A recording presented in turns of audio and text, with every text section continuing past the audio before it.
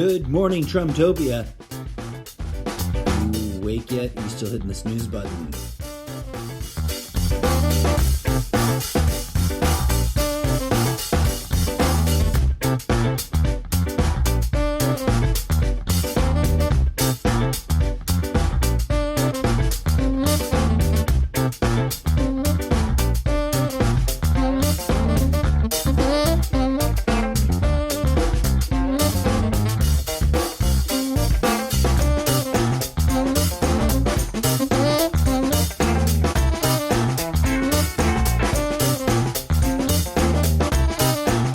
Welcome to a bonus episode of the Almost Daily ZenCast. Good morning, Trumptopia.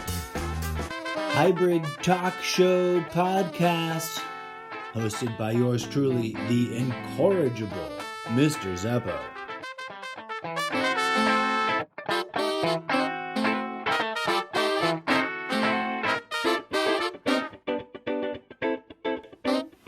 Namaste, motherfuckers.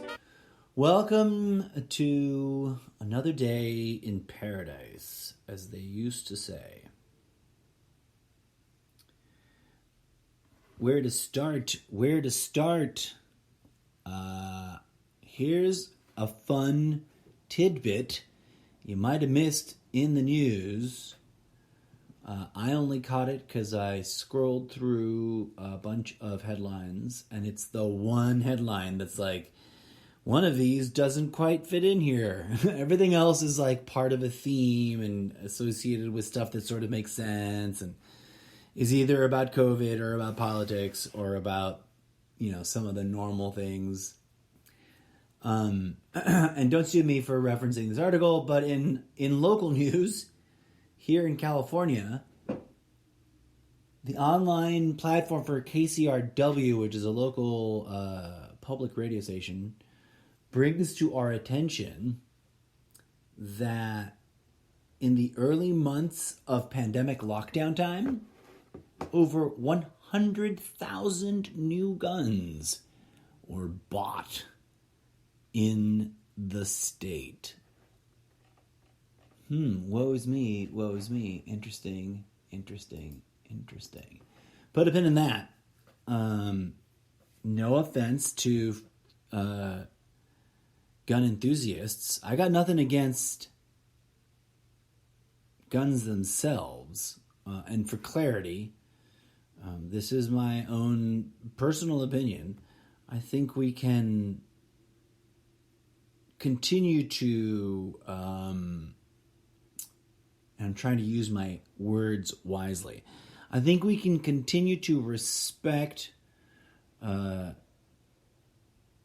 law and the tool while simultaneously also as a nation, as a people on a planet, hold to task the industry that profits excessively,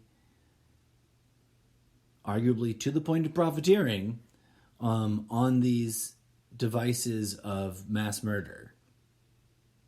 Now, we can have a very civilized and nuanced discussion about that at another time, because today, this Tuesday, October 20th, 2020, at 11:01 a.m. Pacific Standard Time, I want to talk to you about coronavirus, because we haven't really actually been on the air much lately, and I haven't rambled uncontrollably about my thoughts about what may or may not be going on in this regard recently, especially not with an official visit to good old worldometers.info, which, God forbid, hasn't been exposed as some hideous troll effort by some foreign nation. Because that seems to be all the rage today, these days. Everything is somebody else's fault. Some sort of agenda from somewhere else. To the best of my understanding, and knock on wood, I don't know that I'm wrong. If I am wrong, I beg your sincerest apologies. I didn't think I was wrong.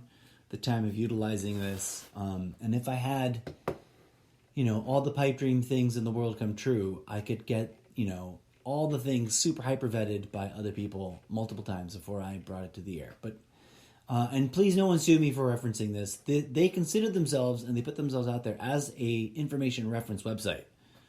So I'm just giving them their due diligence reference. You can find the things I'm referencing at worldometers, one word, .info/coronavirus. My use of this site is not necessarily an endorsement of it, blah, blah, blah, blah, blah, blah, blah. But to the best of my understanding, they crunch the numbers from reports from around the world and arrive at their numbers vis-a-vis some fair statistical analysis of some kind.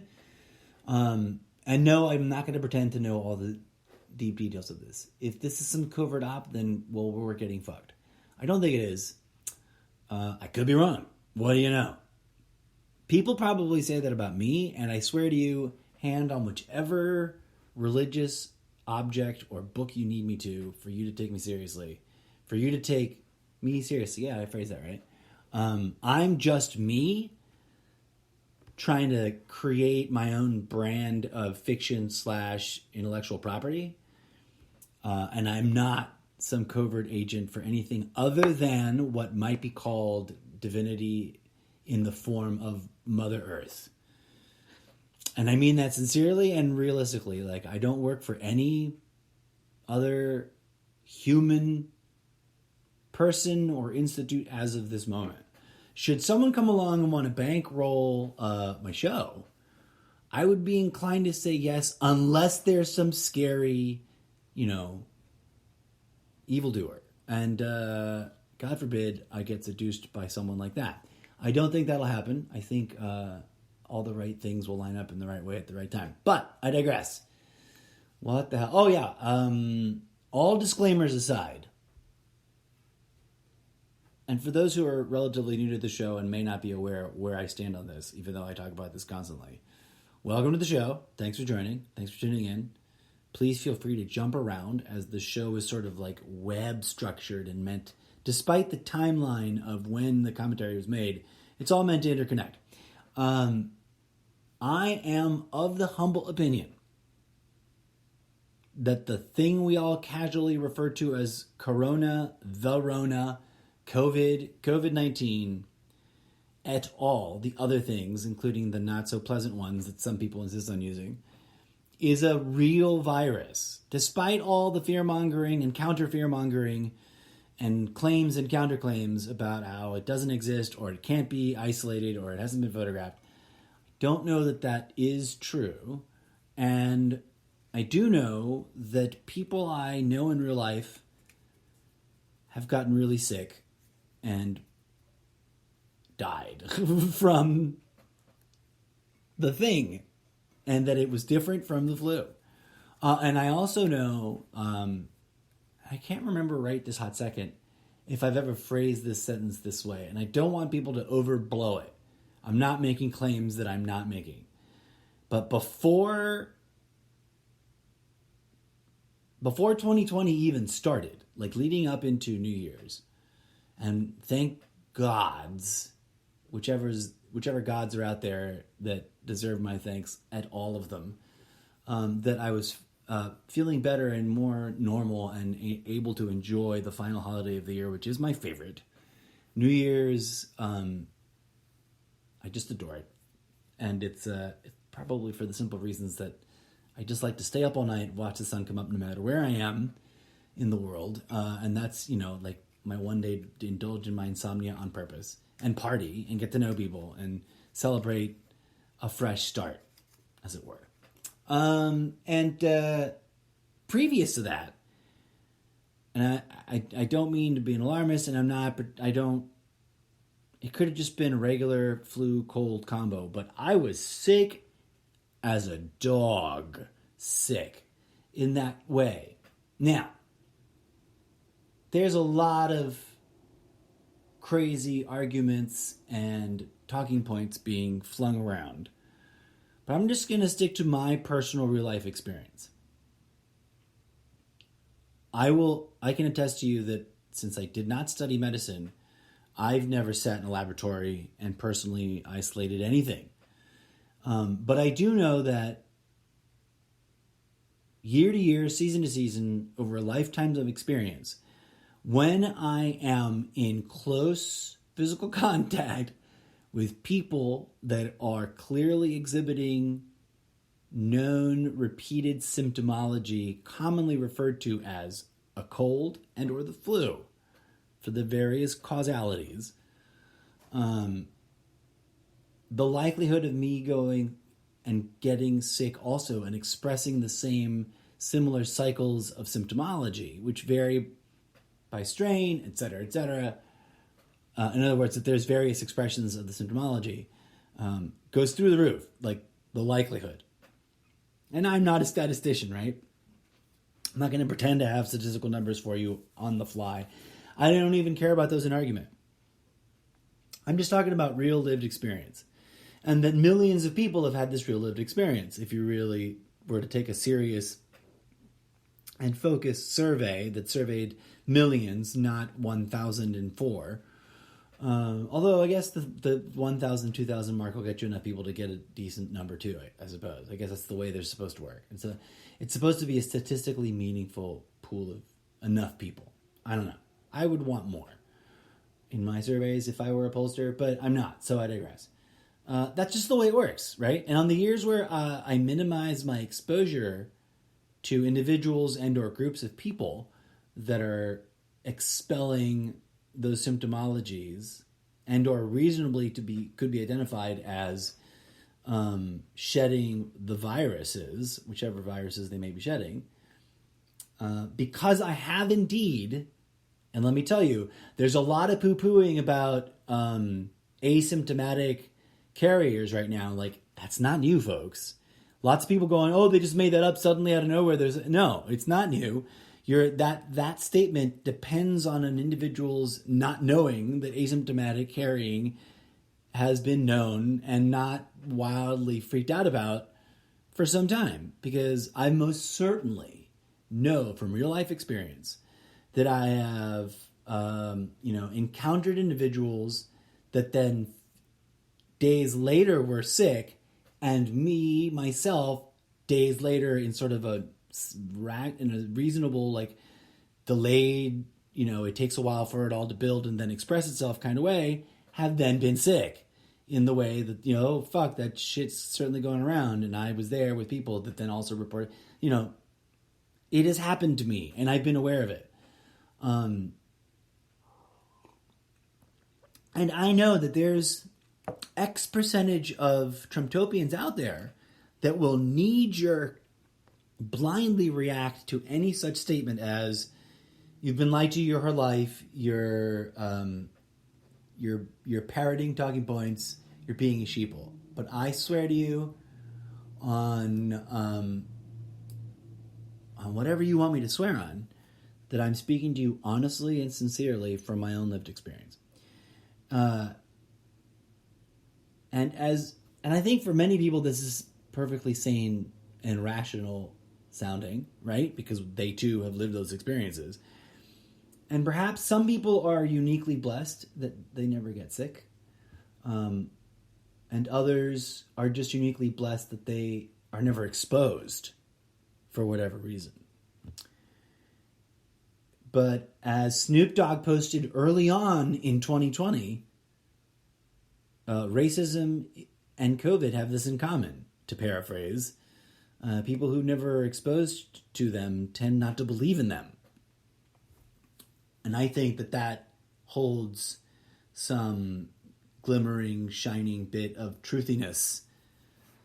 But I digress.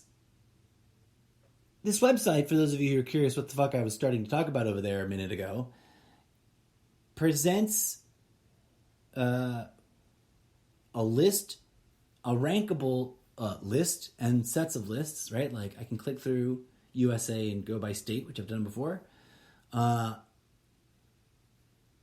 with data. I always like to look at yesterday's data because you know that that day is done and the count is complete and that their numbers are final, right? And that depending on where you are in the day and in your time zone, now is a different number. Yesterday's are like, boom, solid. And they also have like ongoing charts with averages and stuff. But I prefer to look at this. And I had intended, dear friends and audience, to, do this regularly and have this be a bit. But real life and creative block and perhaps a slight pinch, just a dash of fear of being sued for referencing too often or something. I don't know. Don't sue me, you guys. I'm driving eyeballs to your website. I've also just not been on the air very much. But I digress. Here we are. Given all the preamble and caveats and disclaimers, let's take a serious moment to look at the top 20 ranked nations in terms of yesterday's new death totals. I just sorted the column. And this is not to shame, but to just speak in frank terms of like, understood. People are presenting arguments that the numbers are either flawed, mildly flawed, very flawed, or outright fake.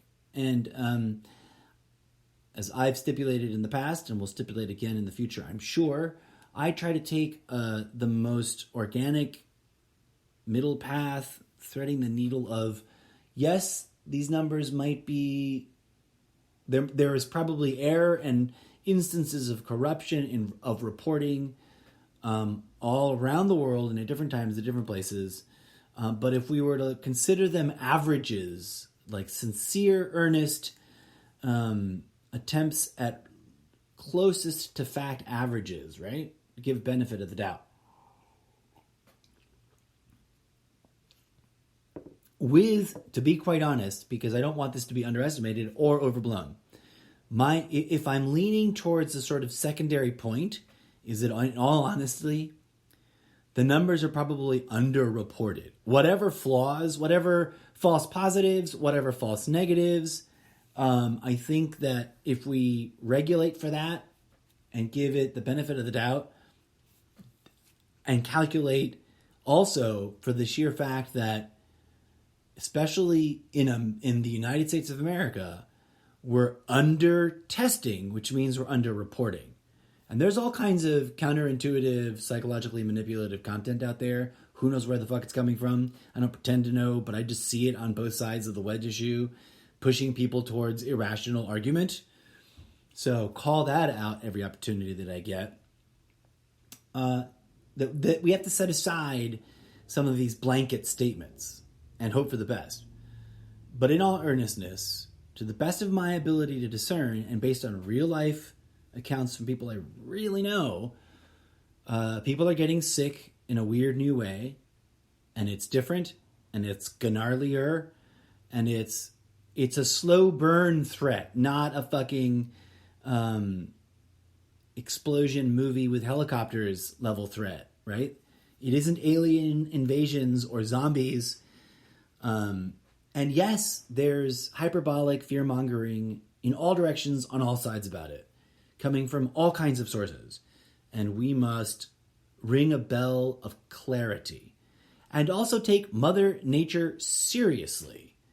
If Mother Nature, here's my argument for why I think it's completely believable that there's actually a new disease on the scene. Mother Nature gave birth to us, you, everything that's ever lived, including every disease that's ever plagued us. Why couldn't she come up with a new one on 2020? Like, why is that so difficult to believe? Does the system of systems of corruptions and flawed human beings and not absolute blocks of evil and good, but sort of mushy, gushy, gray and white clusterfucks of everything in a sporadic, a spectrum of all of it. indeed do messed up things around it? Of course. But let's take a moment and reflect that people have actually died. I hate to belabor that point. And in that regard, taking a somber moment to assuming the best of the worst, that these are close to real numbers. Total deaths worldwide currently, as of yesterday, stand at 4,392. New deaths in one day. Is that outrageous? Do I have a master list of all new deaths caused breakout list in front of me to compare it to so we can grade it that way? No, I don't. Would I love to? Yes. Do I need the funding and the support required to be able to do that sincerely with transparency and not bullshit? I would love it. Let's make it happen. But I mean with no strings, right? Like it's got to be just me and the writing team and our voice. Right. Back to what we're doing here.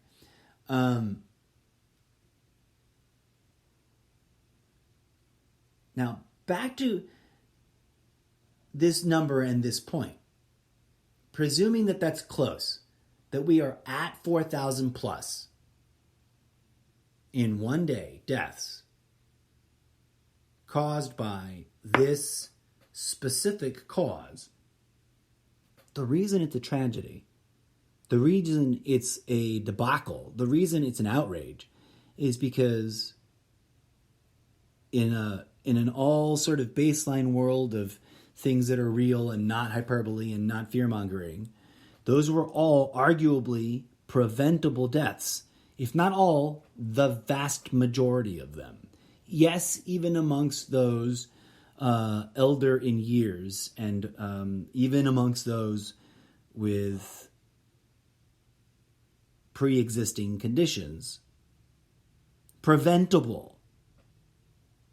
Because despite all the hyperbolic argument in either direction, real, reasonable risk reduction measures, sorry for the alliteration, it's not intentional, it just sort of happens with those words, but real, reasonable risk reduction measures can and would and should and do indeed help cut down on numbers. Curiously and ironically, evidence of this is in the fact that flu numbers are down this year in general, which of course the denier side of the echo chamber is trying to reverse engineer into some sort of, see, it's all fake, they're just staging it now, they're just ignoring the flu. Like, that doesn't make sense. Stop and think along the lines of Mother Nature and real life, organic, not hyperbolic, crazy things you saw on the internet, but like the reality of germs and we as people being giant petri dishes. And let's acknowledge something. At a cellular comparison level, and this is real, this is not fake, this is not, to the best of my understanding, this is real, okay? And if I'm wrong about all of this, please forgive me. The PSYOP is crazy deeper than it goes, but not only did I come across this in multiple authoritative, plausibly believable, like medical educational sources, that despite all the, eccentric conspiracy theories out there, we have reason to deduce that at the material realm level, there's,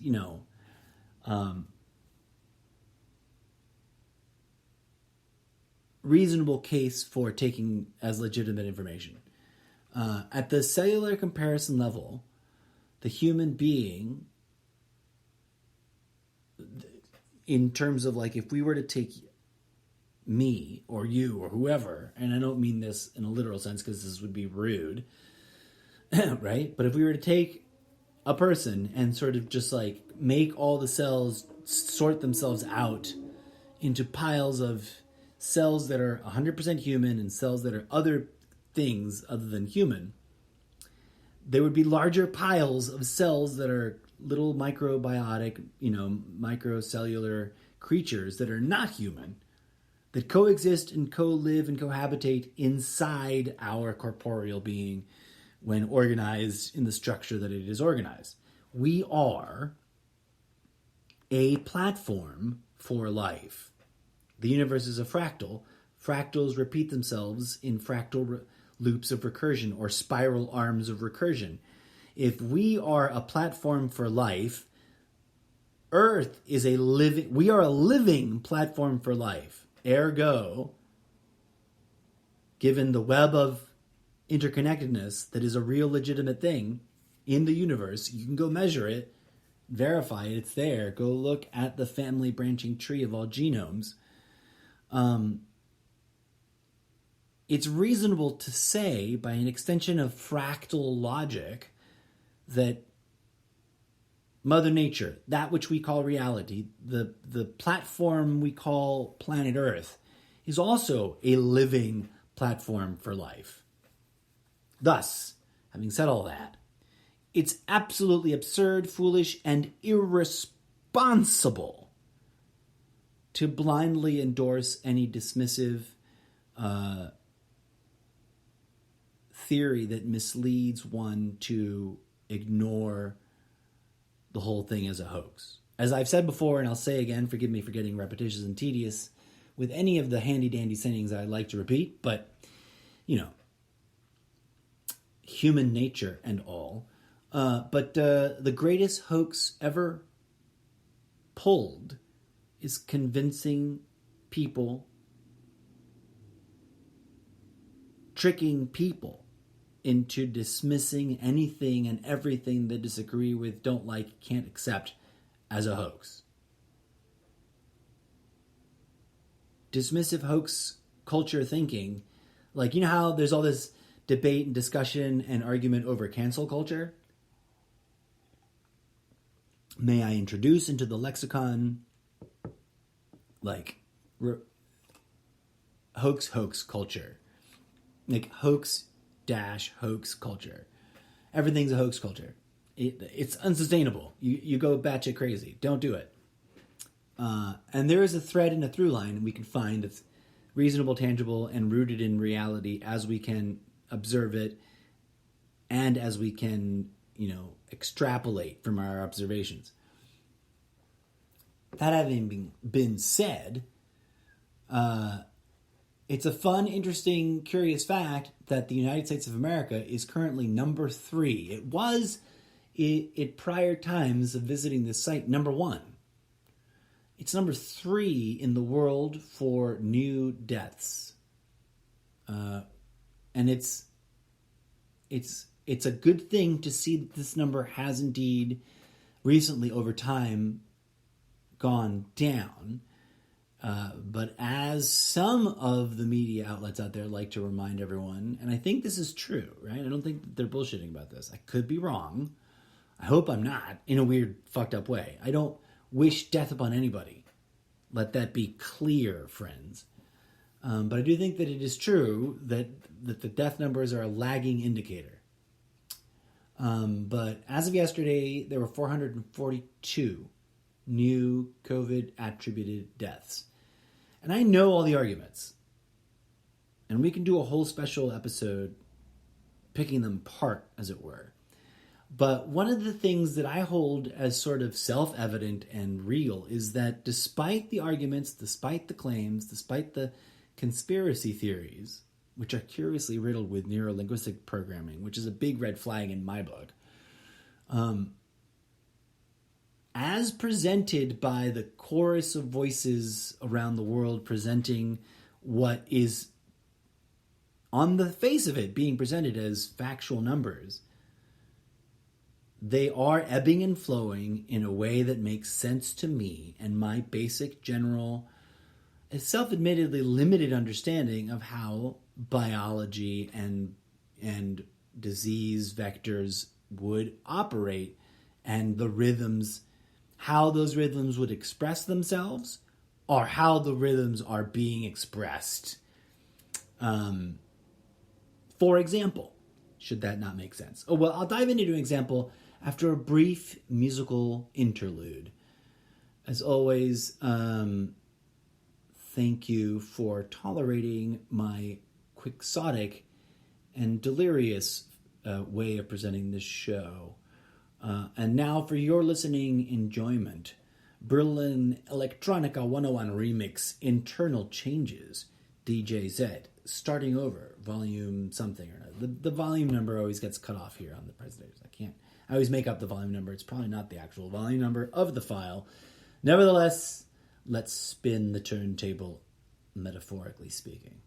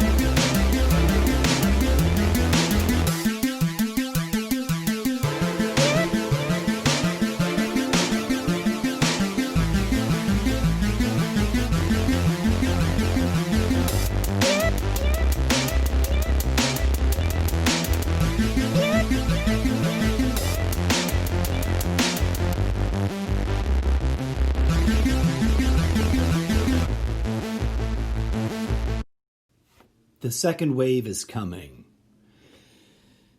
That's not the name of that track. That track was, did I already tell you? I think I did. Berlin Electronica 101 Remix, Internal Changes, DJ Z, Starting Over, Volume 3, let's pretend. Delete it off the platforms. I don't play them again on the thing.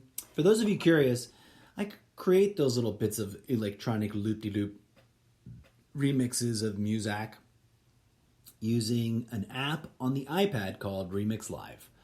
No one's paying me to say that. I just found it in the App Store and think it's cool, and some of the work is better than some of the other work, and that's mostly because, I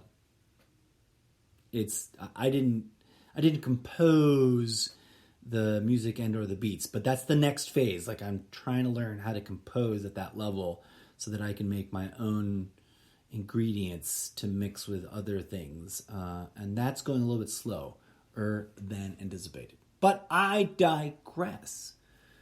So the example I was giving, and the second wave truly is coming, and the counter-narrative cynicism dismissal of the second wave is already out there trying to beat the story to the street and get people to dismiss it as a hoax, as a plandemic. And I get the rationale, right? And it's plenty of people point to this document. I don't remember the title of it, but you'll know it if you know what I'm talking about. That claims to be like proof that they planned it all out. The document I got linked to, if you really read it clearly, thoughtfully, without a crap load of bias, taking it at its surface value, what it read was as a futurist planning document of alternatives that could be exercised in response to, a projected epidemic or pandemic. And they happen. Now, there are people who believe that they don't happen for various reasons. Only God can castigate us with, punishments through plagues. Which is funny because then, so there are those who think that only God has that power and then don't think that God is doing this because this is something the Chinese built. We've talked about the cornucopia of conspiracy theories. Now, so put a pin in that. If you haven't heard those episodes, dig around. They're there. I talk about it in great details, separating them out in different buckets of like interesting themes that they gather around, and why I find reason to sort of like baby with the bathwater, throw most of them out, and reduce the things that are believable or plausible in my universe to the ones that are acknowledging that it's a reaction to a real disease breakout. I think that in reaction to a real disease breakout, there has been plenty of overt and subverted and sublimated echo chamber type work going on, coming from multiple sources in all kinds of directions for all kinds of reasons. But the main sort of stupid, obvious one is to get as many people sick as possible. I don't know why no one's outraged about that. And I don't know how it doesn't seem... I mean, even the left media won't quite say that. Although, you know, the critique that the plan is to have no plan has certainly been levied. And I don't mean to just parrot that. I have a nuanced variation on that there is a plan. And the plan might very well be to appear to not have a plan, but actually execute a series of planned things that ensure a high rate of exposure. And not just because he's being accused of following this herd mentality. He's behaved this way from before the herd mentality phrase came out of his own lips. Never mind, he got accused of pursuing it. But I said that before. In my humble opinion, from my vantage point, from my ability to observe the president's own words and actions, he really does. And I hate it when the media uses it, because then it sounds like I'm just parroting them. But I thought this and said this before the media said it. If that even can... I shouldn't even say that because people just laugh. But Trump uses that persona of crazy uncle at Thanksgiving, willing to say crazy uncle things. And I think he uses it intelligently. I digress. Let's reel it back to where we're going here. So the second wave is coming, and there's all kinds of arguments, and we can get cut down that rabbit hole. But here's where my concern has always been and where my eye has been. Like, okay.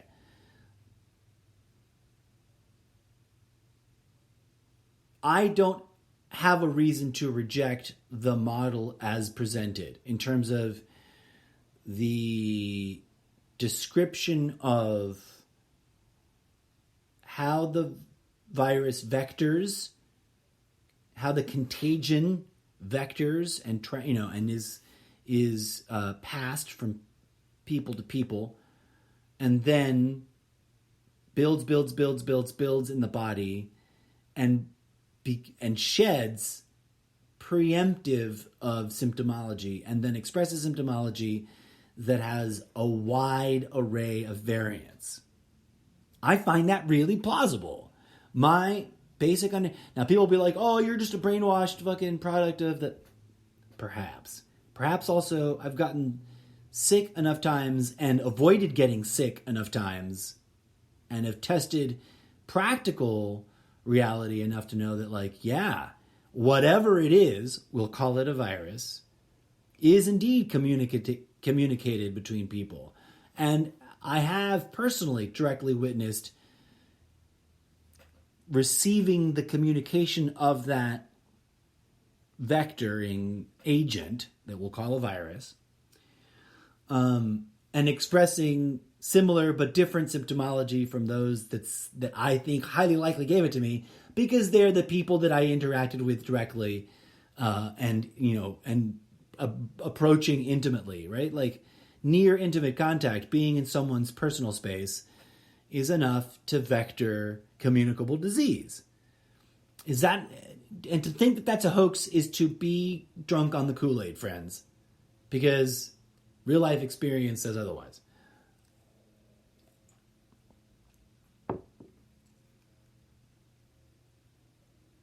In announcing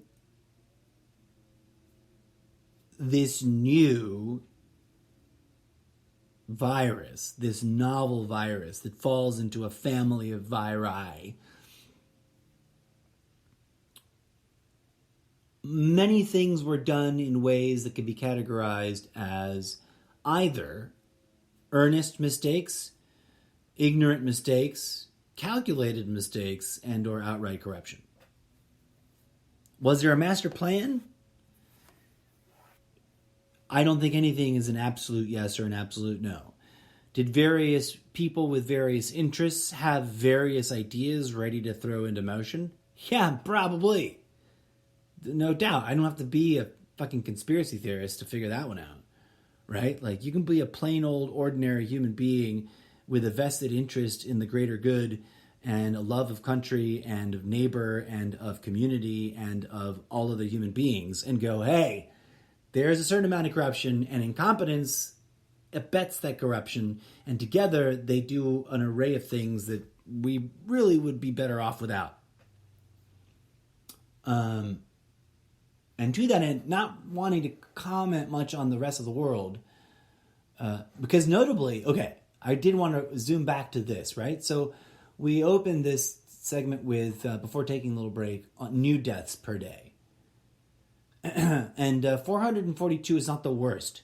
It has, at different points this year, been upwards of 900 and some odd plus, and has broached 1,000 a day.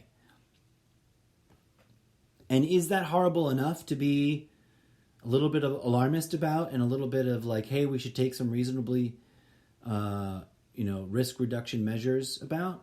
I say yes. Is what happened that? No, not at all. A bunch of other crazy shit happened. And it is notable that when it comes to total deaths, which I now have sorted, that there is such a huge gap between the United States of America and the rest of the world. You say? Oh, and I wish I still had that like audio meme that's been going around of Trump saying all those stupid things about coronavirus going away magically. Because it's almost as if you wanted to get as many people out there mingling, ignoring the risks, to get as many people sick as possible. Damn the cost in human lives. Can we accuse him of that reasonably? That's iffy.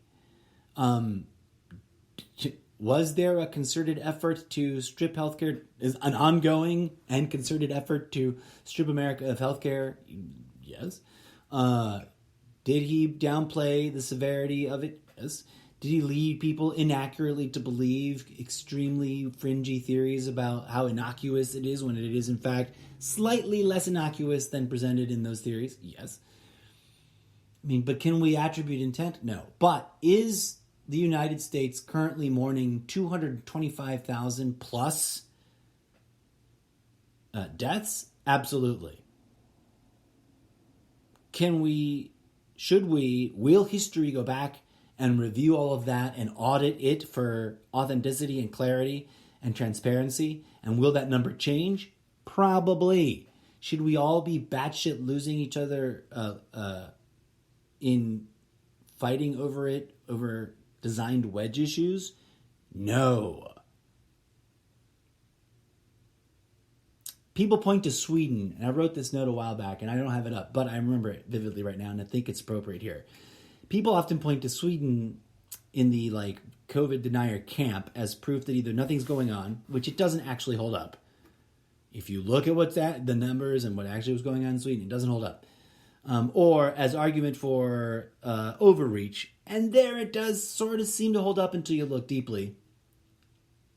And the flaw, deep down, is that the Swedes did not have government-mandated lockdowns or mask mandates. And therefore, right, looked like a reasonable place to point to for those who were upset about them. But they had a strong and reasonably plural, or in other words, I don't know if it was the vast majority, but it certainly, by the accounts I've heard, reached a decent plurality of people invoking their own voluntary, short-term, social distancing, temporary, shelter-in-place type action. something that's glossed over usually and not included in headlines when shared and used as an argument for the tyranny that is any government designed attempt to snap transmission. Now let's pause for a minute here.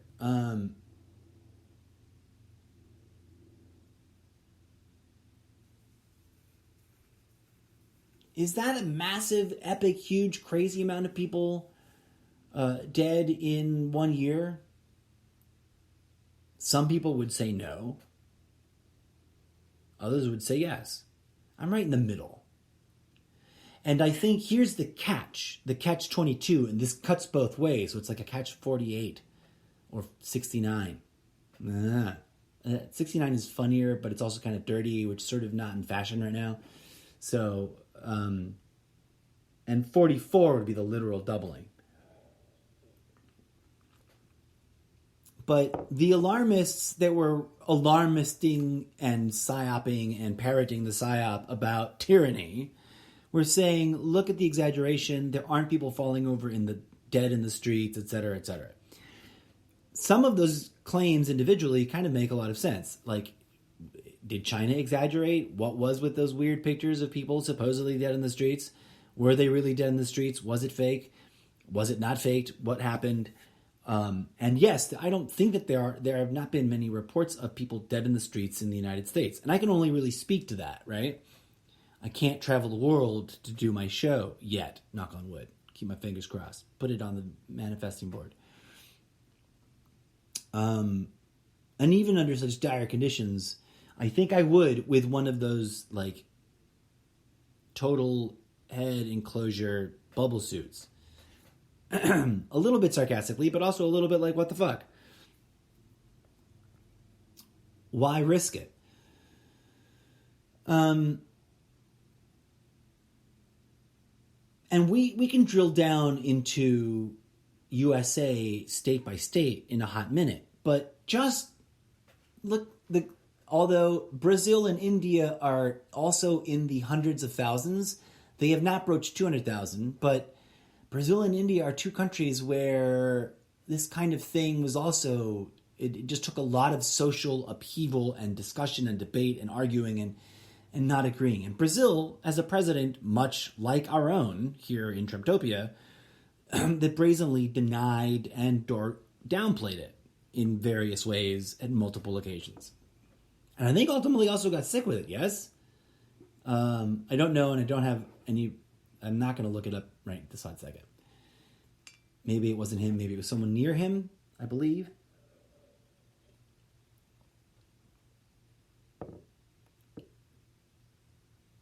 Taking in all the total models and graphs and numbers that I've seen over time and sort of creating my own imaginary, sincere, although I'm not a statistician and I'm not a number cruncher and I'm not plugging this into a computer to get this graph, although I wish I could. And if I had the budget, I would.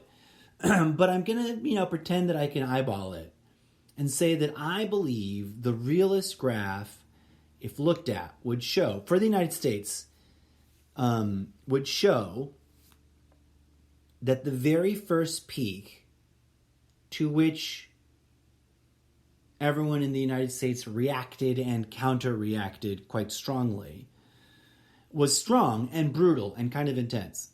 But it is overshadowed by the worst of the overall second peak, which we are now sort of rebounding after seeming to come off of.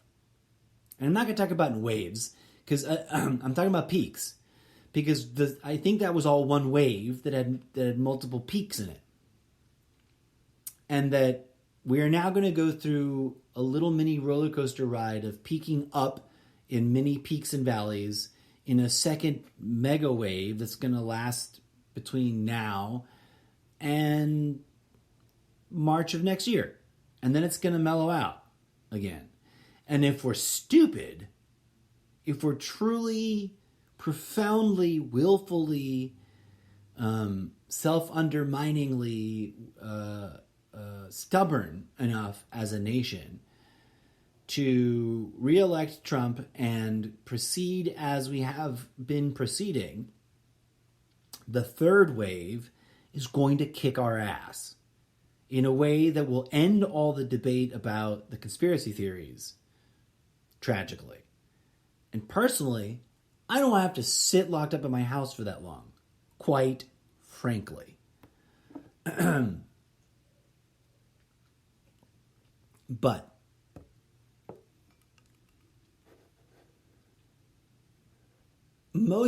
starting with the big break, right? So the top three: India, Brazil, United States. The United States mostly doubling its two closest followers. Then comes Mexico with 86,000 plus.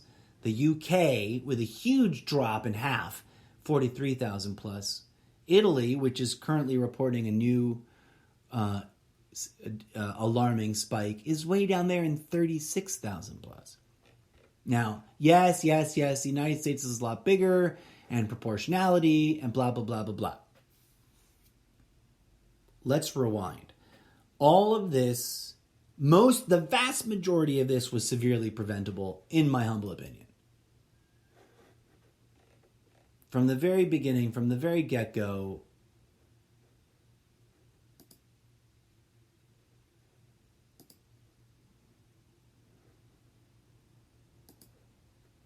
if we had, from the moment that the new virus had been discovered and announced and whatever clusterfuckle was going on over there, if we had taken strong but well-balanced, fair, and well-funded by our own tax money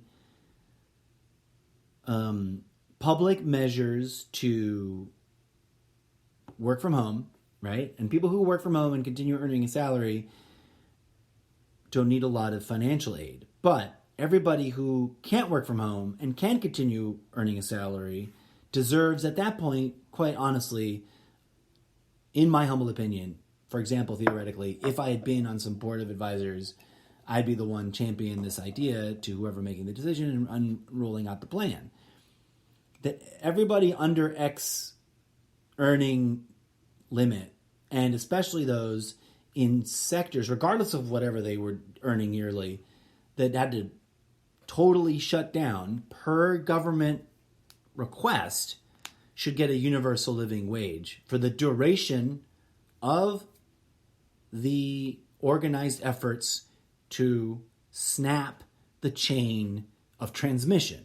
Because that's the whole point, right? We are little petri dishes. Things live on us and inside of us that don't make us sick. Things live in us and inside of us that can make us sick, but sort of get by not making us sick most of the time, etc. And some would argue that that's some sort of excuse for saying that this doesn't exist. But no. New things can come into existence, yo. Mother Nature is ingenious. And things do exist out there that don't want to live in us and get by and coexist with everything else that lives in us and our own cells, but rather don't mind burning through the host body as long as perpetuation is ensured. Why? We don't know. Because death is a prerequisite for life, perhaps. We can do a whole mini-series, a 3-parter, on how unhealthy and unwell-adjusted all of humanity's relationship to its own mortality is. But let's not go down that depressing rabbit hole right this hot second. Although this is all pretty serious, heavy-duty stuff, right? Presuming that we are correct and that there is a real virus, despite all the fear-mongering and echo-chambering and psyoping that is, I acknowledge, going on in all directions. The key here, folks, I hope it is not lost on all listeners from whatever end of the spectrum you come from, is that they work us up, they manipulate us, they rile us up with fear and or anger to keep us busy in a state of stress and in a condition of being confrontational. This makes it exponentially more difficult for us to unite, which is important, to collaborate, which is also important. And I don't just mean artistically, but to collaborate civically as citizens on this living womb that we dismiss as a collection of objects disposable for our commodification.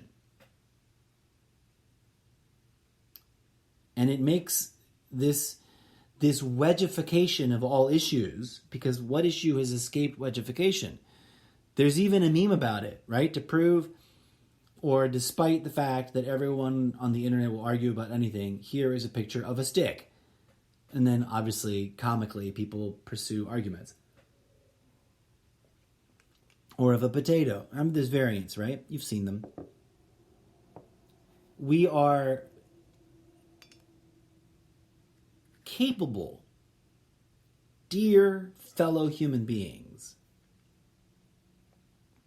of transcending all of this. And as I was saying, we coulda, shoulda, woulda, and must now radically reorient the way we are responding to this thing if it's real. We must also not completely radically ignore the fact that there is a tiny, horrible percentage chance that it is a complete and total fake out lie. And that's crazy possibility.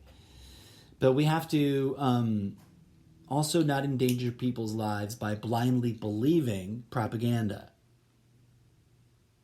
A true critical thinker, a true cynic that isn't cynical, listens to all sides and takes into consideration all possible theories and eliminates them through logic and real-life verification.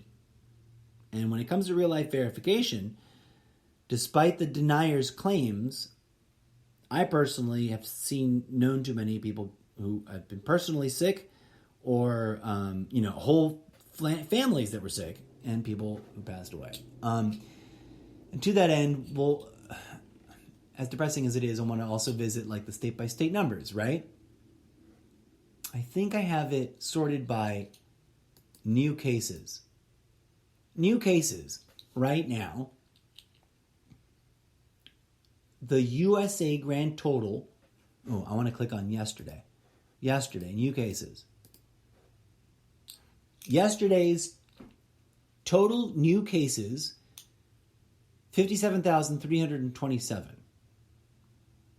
And I get it. It's seductive logic. Well, if 99% of people survive it, okay, it's not that simple. And plenty of people have already explained how that's factually inaccurate thing to say. And the more cases and the more casually we allow cases to continue to spread, the more they will exponentially grow. And the more they exponentially grow, as they have organically, in a way that was actually sort of predictable by those of us who are, observers of the whole phenomena. Like I was saying, that the first wave had two big peaks, right? This next wave, I think, will probably express two, if not three, separate peaks of growth. And then being able to tell ourselves it's getting better because the numbers are going down. But then, because of, if we continue to repeat history, the numbers will exponentially climb back up. And I don't know that the peaks might start to blur together. That's the scary part.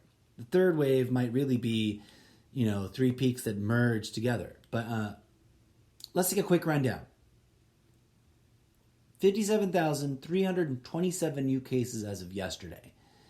That's a pretty large number for a national total for the United States. That's just the United States. The top ranking states for new cases: Texas, California, Wisconsin, Tennessee, Illinois, Michigan, Kansas, Ohio, Florida, Pennsylvania, Minnesota, Indiana, New Jersey, New York, Connecticut, Missouri, Utah, North Carolina, and Colorado. Those are the 19 states, almost 20. Washington is ranked at 20, with 951 new cases for the day. Everybody else, Colorado and up, has over 1,000. The top 5 have over 3,000. Texas had over 4,200 cases, new cases, in one day. Total cases to date, not surprisingly, California leads that roll call with 880,871. Now, a lot of those people are obviously no longer sick, and that's great. And there's, columns for like recovered and all that kind of stuff. And those are all fascinating. And we'll be talking about these numbers for decades, right? But here's where it's scary. And these numbers are relatively low, but lagging indicators. New deaths, ranked highest to lowest.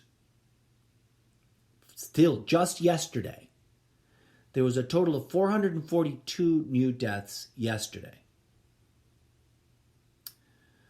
And Florida was the number one ranking state with 55.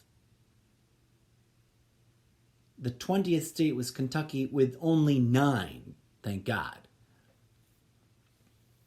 But these numbers are sitting there, in the 10s and 20s and 50s, and there's no end in sight, and the exponential growth will continue. It's not going to magically stop because it's the holidays. It didn't magically stop because it was April. It didn't magically end because Trump said over and over and over again it was going to magically go away. And the new cases are alarmingly growing. Look in the next 6, 7, 14 days at where the death totals are going to be for Texas, California, Wisconsin, Tennessee, Illinois, Michigan, Kansas, Ohio, Florida, Pennsylvania, Minnesota, Indiana, New Jersey, New York, and Connecticut, Missouri, Utah, North Carolina, and Colorado. Because even if they dropped a cure, well, no, they dropped 100% cure right now, everything would stop. But even if, conversely, even if everyone in all of those states suddenly adopted 90% mask wearing, these new cases are logged and entered, and they have been growing exponentially for the last weeks and months. Okay? And the sad fact of the matter is, 80% mask participation is not going to suddenly magically happen tomorrow or the next day. 80 to 90% mask wearing and social distancing engagement is not going to happen even if Biden wins. Under what scenario do I think 80% social distancing and mask wearing and other risk reduction measures participation would hit 80, 90%? If the federal government and all the states' governments coordinated to provide a basic, universal, humble living wage for everyone making under $100,000, let's say under $100,000 a year, right? $120,000 a year, you should be doing all right. Unless you got like 10 kids and too much debt and you're crazy. But even so, even people in need, right? And from any field, from bars and restaurants to theaters and movie theaters, stages and screens, to all those other ancillary industries that for the greater good, we need scientifically to just avoid engaging in until this disease literally hits a dead end of transmission chain. Because despite all the arguments, the only logic that makes sense to me, it's a living organism. It's a simple, aggressive, virulent living organism. It has one primary motivator: to perpetuate itself. And it has one legitimate, serious, like, extinction level event. No longer being able to communicate itself to other host bodies. We can argue about the best way to achieve that. Reasonable discussions can be had. But the way you get universal buy-in or mass plurality buy-in is to not do it like a bully and an asshole jerkwad that doesn't understand that to not work is to not feel safe, to not feel comfortable, to not feel happy, to not feel sane, to not feel valued. And understand that money and finances, be damned. The whole system itself is a devilment, first of all, so it can be damned. Second of all, self-sustaining in as much as that, like, you can make up money to borrow against yourself as a system. Dear nations of the world, you've done it before. There's always an infinite amount of money to fund warfare.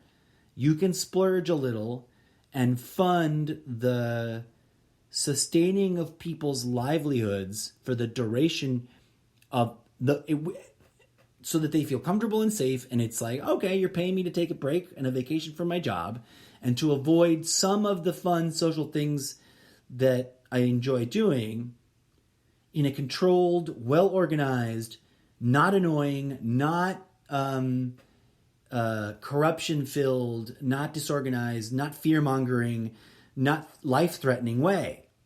We failed at that, folks. Even the country, well, some countries did it better than others, for sure. And is it New Zealand, I think, is being sort of celebrated and lauded right now as their prime minister wins in a landslide. In part, they attribute to because of her handling of the whole thing. Even though there was a lot of squeaky wheels over there about how she was being a bull-dyke tyrant. And obviously, we can get into all kinds of nuanced philosophical debates of the role of government and the size of government and where the line crosses. But let's be frank, folks. If you want earnest, sincere examples of flirting with the line of tyranny, you don't need to go any further than Trump himself and his absurd attempt at mimicking those he effusively praises that are, in reality, functioning tyrants in their own nations. And the irony is, of course, as one of my favorite memes points out, the COVID-denying anti-mask Trump base, and I don't know how big of a portion of the overall Trump base the COVID-denying anti-mask portions of it might be, but they're definitely, most of the people who are both COVID-denying and anti-mask seem to be Trump haters. There are outliers, bless their hearts. But I digress. Most of them don't see how they've been hornswoggled because, they're mad at the government for this attempted encroachment of tyranny. But literally, who's in charge of the government? And who, despite his two-faced approach at belittling and bad-mouthing and dismissing and pretending and cajoling that it wasn't such a big deal or not a real deal at all, who set the requirements that he then encouraged strongly the states to handle on their own? Trump. The shutdown everyone's protesting was effectively asked for by the President of the United States, Donald J. Trump, who then cajoled American citizens to revolt against their own state governments for doing and complying with his administration's recommendations and guidelines. If that isn't enough proof that he's trolling his own base and that he is, in his heart and by nature, a scam artist, I don't know what else is, folks. But I digress to wind up the show and wrap things up. beyond the sad, tragic fact of these preventable deaths, which, for any of you who are new, I just recently honored all that suffering. And I invite you, every time you tune into the show, to remember that and sort of perpetually honor all that suffering when we talk about these sorts of things. Here's the scary part, right? If it had been done right, and I could do a whole multi-part series about how I would have orchestrated it if I had been in the right positions to make recommendations to those in the proper roles of power.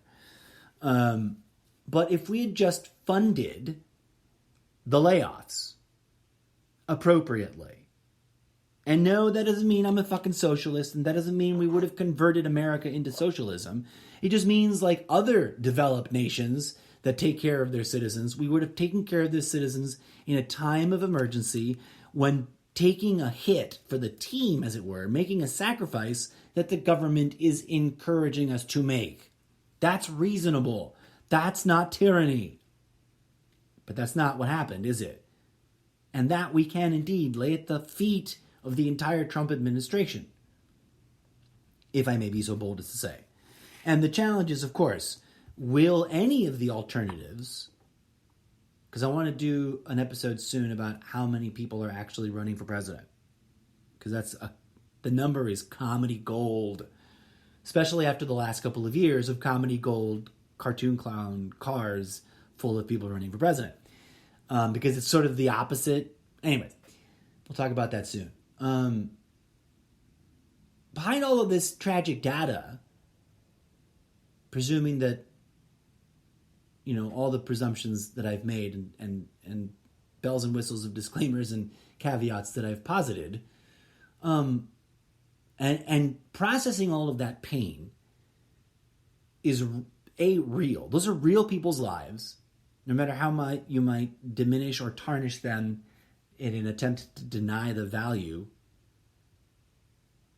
because some ideological paradigm training taught you to or encouraged you to do so.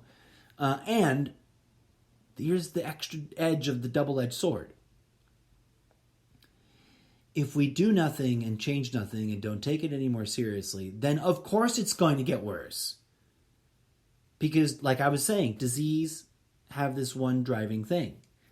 And while the fear-mongering extremist point of view is that if we don't do anything, it will wipe us all out. No, ironically, it won't.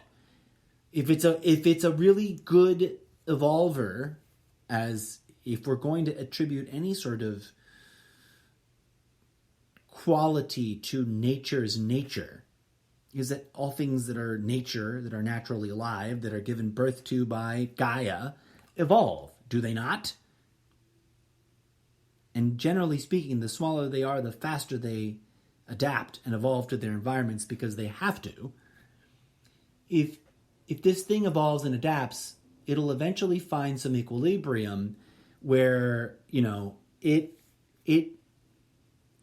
runs us through a meat grinder of death, and enough people survive and adapt their breeding habits to outstrip that additional burden.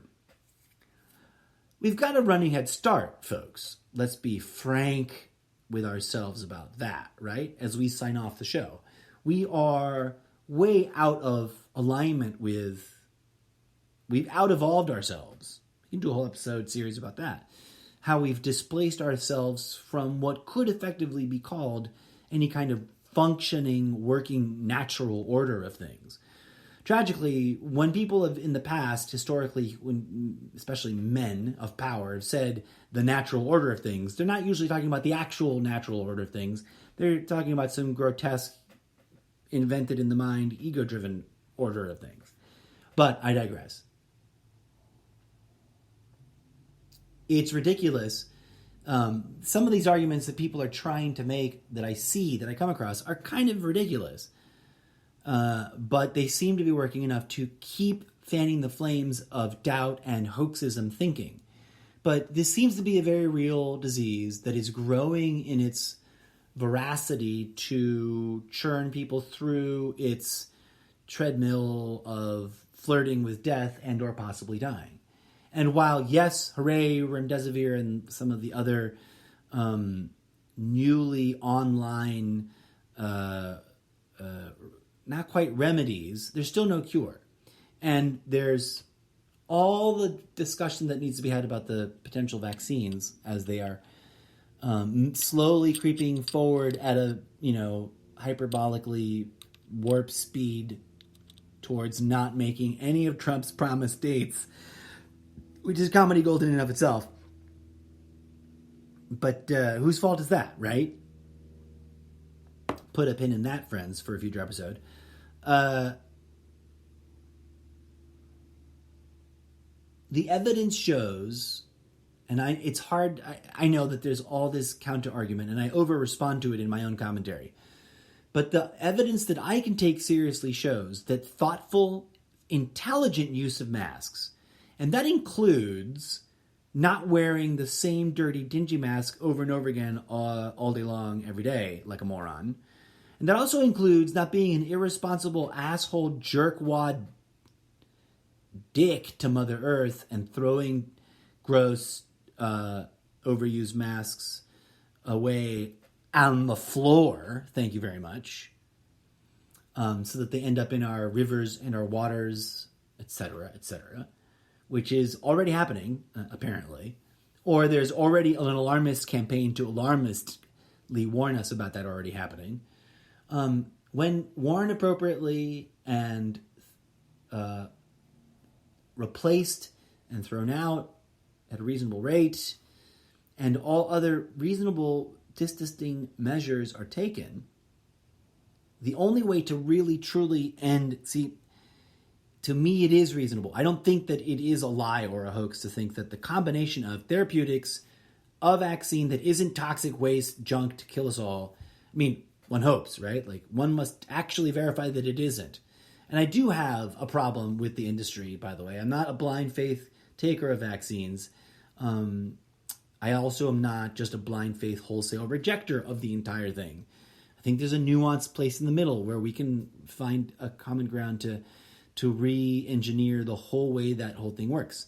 The way I have proposed, we need to re-engineer our entire food industry, not burn it to the ground or become militant vegetarians either. I think we can grow our way into a healed and healing food industry that's actually healthy.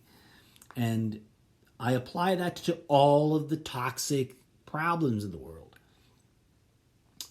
And I think that's what they're distracting us from,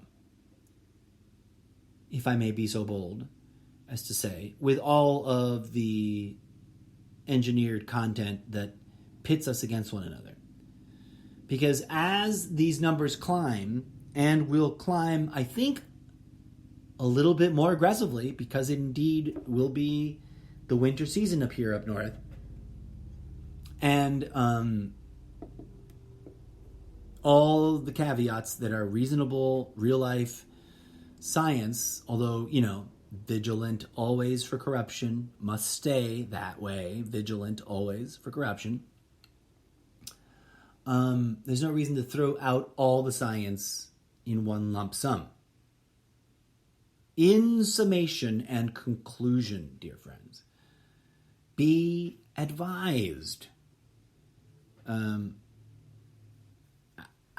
also, footnote, where is the outrage, Trump base?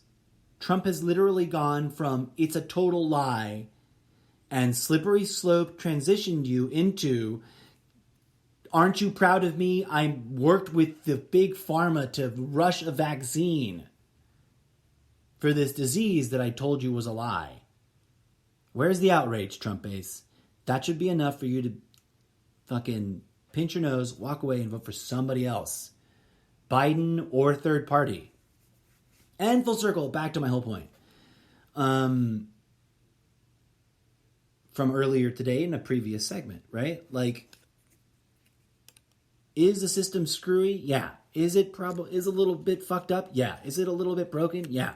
Is it a little bit by design too? Yes. And that's the scary part. And that's the part we really got to confront. Are there waves of catharsis happening? I think so. I feel so. I suspect so.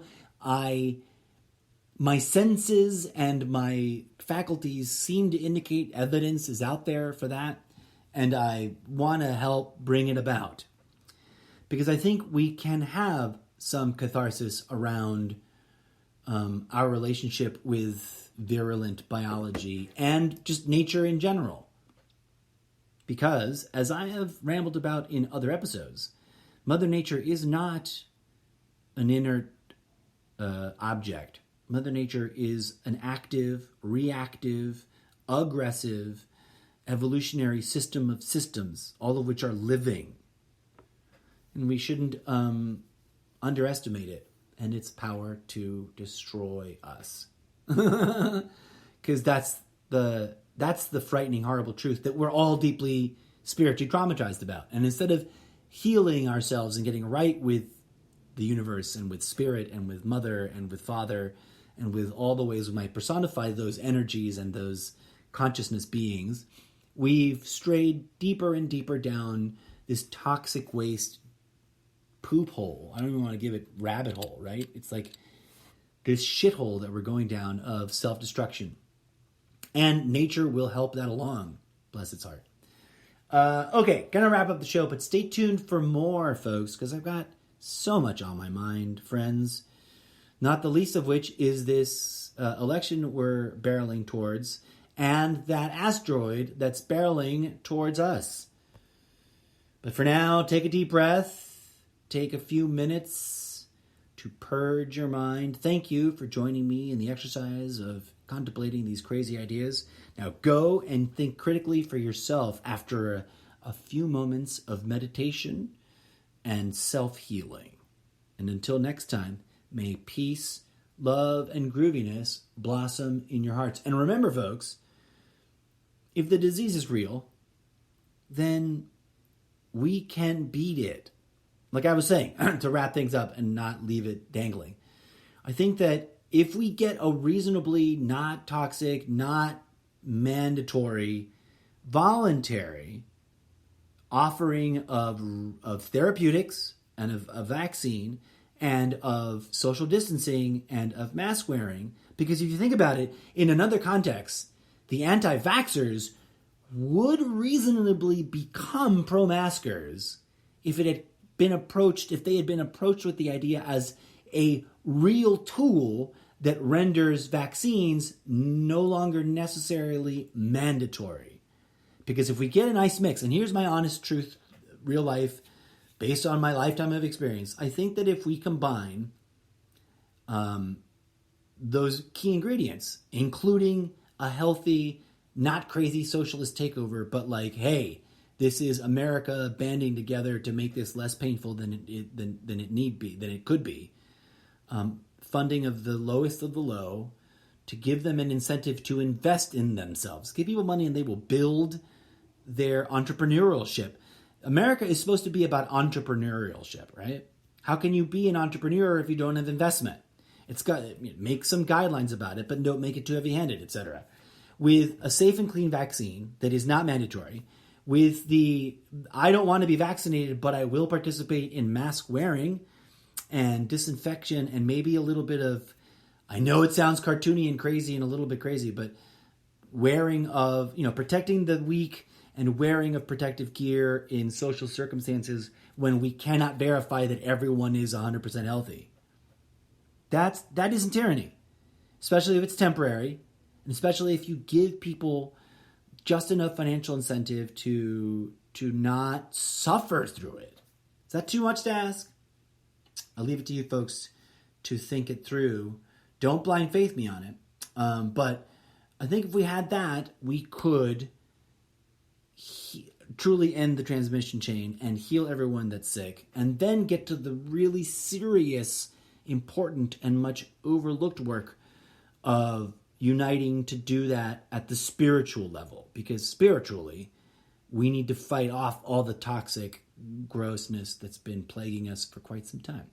But I'll stop rambling at you now, folks. As always, thank you for tuning in, and stay tuned for more as we spiral around all of today's urgent themes and current events and talk about them abstractly from interesting and unorthodox points of view. Did I just play this track recently? I think I did.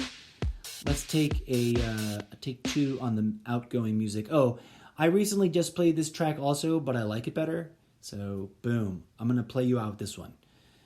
Take a moment to center and refocus yourself and have a groovy rest of your day, friends. And thank you for your support. If you appreciate the rambly, crazy things I talk about, please do help with the word of mouth. And please come on, visit the social media and share your thoughts, questions, comments, suggestions, etc., etc.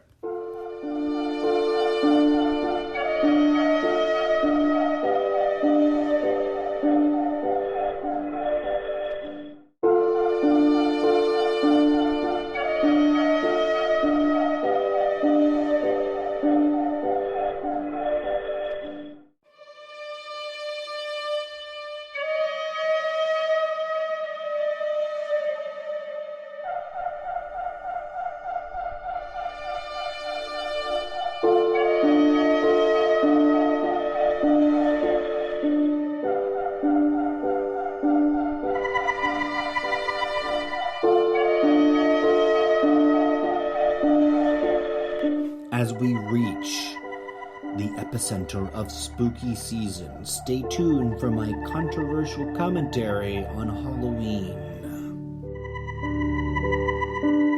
Dropping soon in a future special featured segment of the Almost Daily ZenCast.